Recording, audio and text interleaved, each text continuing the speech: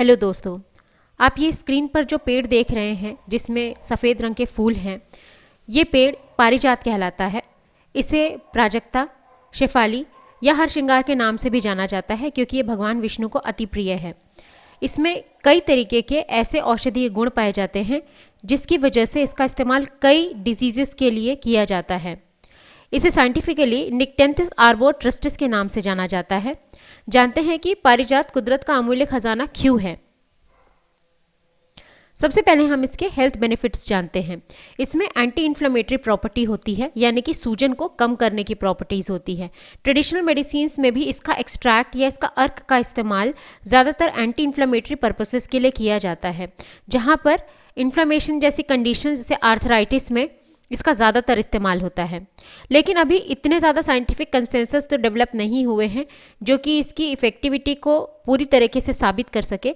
लेकिन फिर भी ट्रेडिशनल मेडिसिन्स के कई तरीके की स्ट्रीम्स ये मानती है कि निक्टेंथिस आर्बोर ट्रिस्टिस यानी कि पारिजात का अर्क बहुत तरीके के एंटी इन्फ्लेमेटरी प्रॉपर्टीज़ कंटेन करता है और जिसका इस्तेमाल करने से सूजन में कमी आती है।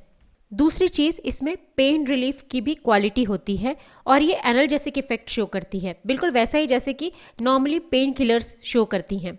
इसके अर्क में कई ऐसे कंपाउंड्स पाए गए हैं जिसका इस्तेमाल पेन रिलीफ के तौर पर किया जाता है। स्पेसिफिकली अगर देखा जाए तो कई लोग मानते हैं कि आर्थराइटिस, जो काफ़ी बुरे से बुरा आर्थराइटिस हो, वो इसके अर्क से ठीक होता है। इसमें देखते हैं कि किस तरीके के फाइटोकेमिकल्स होते हैं जिसकी वजह से इनमें एनाल्जेसिक प्रॉपर्टीज़ होती हैं। पहले तो इसमें कई तरीके के फिनोलिक कंपाउंड्स होते हैं जैसे कि क्लोरोजेनिक एसिड, कैफिक एसिड और फेरुलिक एसिड। दूसरा, इसमें कई तरीके के फ्लेवोनॉइड्स भी पाए जाते हैं जैसे कि क्विरसेटिन, कैम्फेरॉल, ल्यूटेलिन एट्सेट्रा। और इसमें कई तरीके के टर्पिनॉइड्स और एसेंशियल ऑयल्स भी पाए जाते हैं जो जिसमें पेन रिलीफ की प्रॉपर्टी होती है। इसीलिए इनके अर्क का इस्तेमाल कई ऑइंटमेंट में और कई तरीके के ट्रेडिशनल मेडिसिन के सिरप्स में किया जाता है। आगे देखते हैं, इनमें एंटीऑक्सीडेंट सपोर्ट की भी क्वालिटी होती है। अब जिन्हें नहीं पता उन्हें मैं बता दूं कि बॉडी में ऑक्सीडेटिव स्ट्रेस सेल्स को डैमेज कर सकते हैं। ऑक्सीडेटिव स्ट्रेस की वजह से सेल्स के प्रोटीन, लिपिड्स जैसे कंपाउंड्स डिग्रेड होने लगते हैं, सेल का कंपोनेंट खराब होने लगता है और इस तरीके से सेल पूरी तरीके से डैमेज हो जाती है। इस ऑक्सीडेटिव स्ट्रेस से बचाने के लिए फ्री रेडिकल को खत्म करना ज़रूरी है और इन फ्री रेडिकल को खत्म करने के लिए एंटीऑक्सीडेंट कंपाउंड जो कि इन प्लांट्स में पाए जाते हैं, ये कंपाउंड्स एंटीऑक्सीडेंट की तरह बिहेव करके इन फ्री रेडिकल्स को कैप्चर कर लेते हैं और सेल्स को ऑक्सीडेटिव स्ट्रेस से प्रोटेक्ट करते हैं। पारिजात में भी यही प्रॉपर्टीज़ पाई जाती हैं क्योंकि इनमें कई तरीके के फिनोलिक्स और फ्लेवोनॉइड्स और टर्पिनॉइड कंपाउंड्स हैं जो कि इस फ्री रेडिकल को एंटीऑक्सीडेंट की तरह जाकर कैप्चर कर लेते हैं।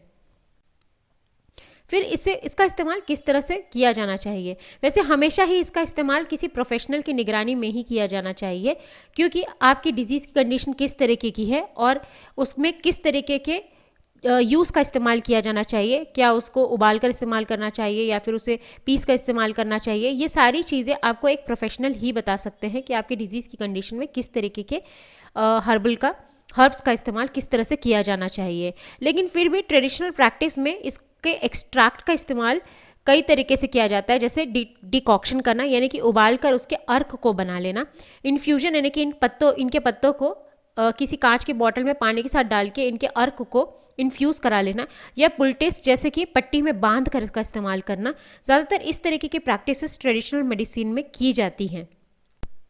आइए देखते हैं इसकी छोटी सी समरी। इस पेड़ की पत्तियाँ, फूल और बार्क का इस्तेमाल कई तरीके की बीमारियों को ठीक करने में किया जाता है जैसे कि आर्थराइटिस, फीवर, स्किन डिसऑर्डर्स और डाइजेस्टिव इश्यूज से रिलेटेड डिसऑर्डर्स में। हालांकि इस तरीके की प्रैक्टिसेस का जिक्र कुछ पुराने एविडेंसेस में मिलता है, मगर साइंटिफिक एविडेंसेस अभी भी ज़रूरी है ये बताने के लिए कि इसमें ये एक्टिविटी क्यों आती है और किस तरीके के फॉर्मुलेशंस का इस्तेमाल किया जाना चाहिए किसी बीमारी को ठीक करने के लिए। किसी भी तरीके का उपयोग स्वयं से ना करें, किसी प्रोफेशनल की निगरानी में ही पारिजात के अर्क का इस्तेमाल अपनी प्रॉब्लम के हिसाब से करें। आई होप ये लेक्चर आपको समझ में आया होगा। प्लीज़ अपने सजेशंस कमेंट बॉक्स में दीजिए। धन्यवाद। इस चैनल को सब्सक्राइब कीजिए, शेयर कीजिए और लाइक कीजिए।